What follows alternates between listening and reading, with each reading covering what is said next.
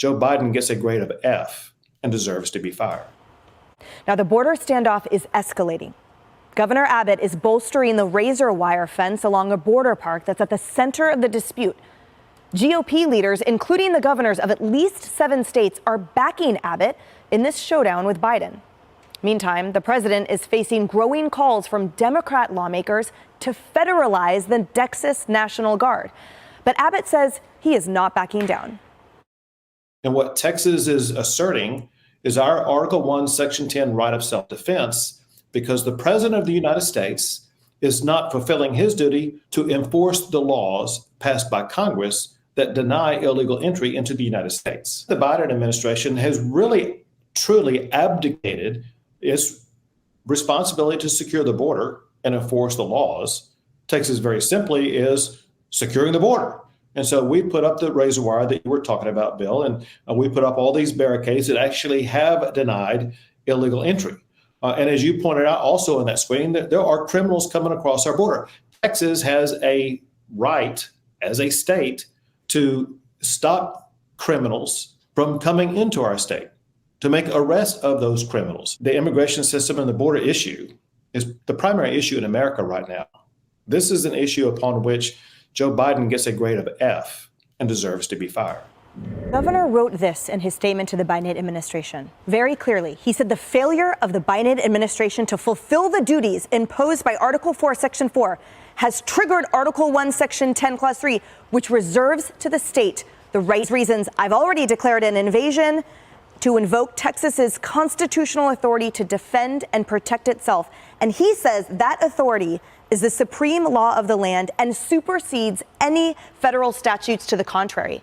This is almost like a page out of history. It is Texas versus the president. Now, I don't know about articles and clauses. I do know that the governor is right. And think about simply. Why is it legal for sanctuary cities to defy the federal government to let illegal immigrants in? But it's not legal for Texas to defy the federal government to keep illegal immigrants out. It makes no sense. So yes, since we know sanctuary cities are somehow legal, what Governor Abbott is doing is not only legal, it's moral. It is the right thing, because if you're going to come to America, as we want immigrants to do, as my mother did, I'm a first-generation American, come here legally, don't come here illegally, and good for Governor Abbott for finally doing something about it, because Joe Biden won't.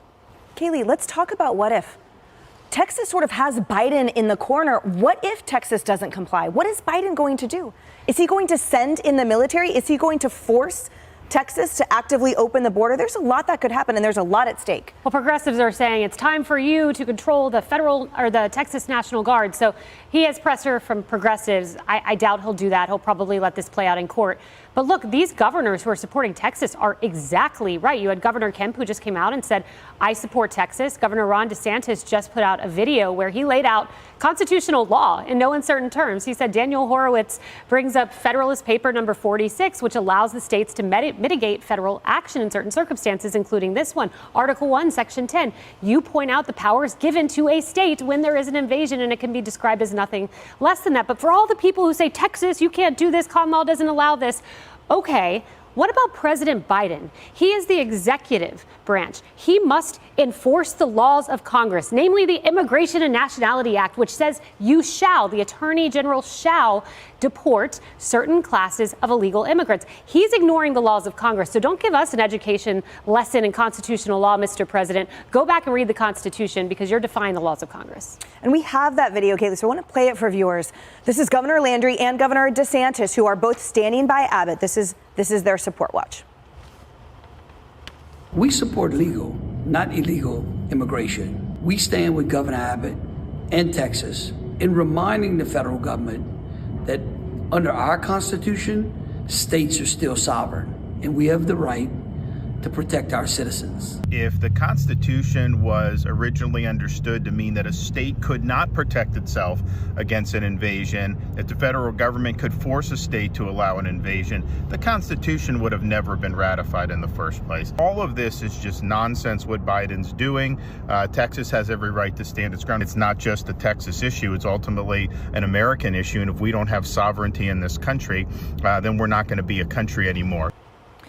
And Marie, in addition to voicing their support, and articulating why legally it is sound. DeSantis says essentially every state is a border state right now, and that's reflected. For example, Fox News poll, 41% of Americans say it's the number one top issue. I argue you can't really call it immigration. It's a larger bucket of a secure national sovereignty, and it's not playing out that way in Biden's eyes. Well, look, I agree that it's a very important issue for voters for a number of reasons. You're absolutely right. It's not Biden versus Texas, though. It's actually the Supreme Court. I mean, the Supreme Court this week weighed in and ruled against Texas in one of the issues related to the border that he was trying to do. So you can't decide when you like Supreme Court decisions and when you don't. Democrats have had to learn that the hard way at times. So I think the Supreme Court will increasingly be weighing in here. But I found very interesting reporting we're getting today that Donald Trump and his allies are pressuring Republicans in Congress not to come to some sort of compromise on the border and immigration. We actually know that they're getting pretty close. Senators from both parties are working very hard here. Yesterday, Mitch McConnell told the Republican caucus that they're in a tough position because Trump doesn't actually want Biden to be able to, quote, get a win on this by signing something, even though signing that piece of bipartisan legislation would help with the border. It wouldn't fix it, HR 2 but it would help. But there are a lot of Republicans who believe that this compromise, Democrats control the Senate and Republicans control the House. We have to compromise. They are close. Donald Trump is telling his allies not to vote for it so he can run on it in November. That, to me, is dereliction of duty. Biden is ready to sign something if Congress will send it to him. And they had 2 years. And Republicans should get on board. Republicans didn't need to hear that from Donald Trump. The votes weren't there before Donald Trump said it. Yes. That's why Mitch McConnell said what he did. We don't know yet. They're still You just framed it. You just framed it. There's not enough support for a compromise. You just framed it like Donald Trump swanned into the Senate and is bullying Mitch McConnell. That's exactly what he's doing. And that is horse manure. Exactly what he's doing. That is exactly the way that it was written by the media. But I know myriad Republicans in the House, nothing was going to get past them, not in an election year. And it is not with the voters either. The first thing that Joe Biden tried to do when he got into office was an asylum bill to grant every illegal migrant in this country asylum and to also give those who Trump deported to let them return legally. And Nancy Pelosi, because she's a smart politician, she wouldn't even take it up. So everybody listening needs to remember that when Karine Jean-Pierre and all the liars in the Biden administration bring up that the Republicans' fault. And I just want to highlight that the likes of Greg Casar, the Democrat representative from the Texas House, and Joaquin Castro, when they tell Joe Biden to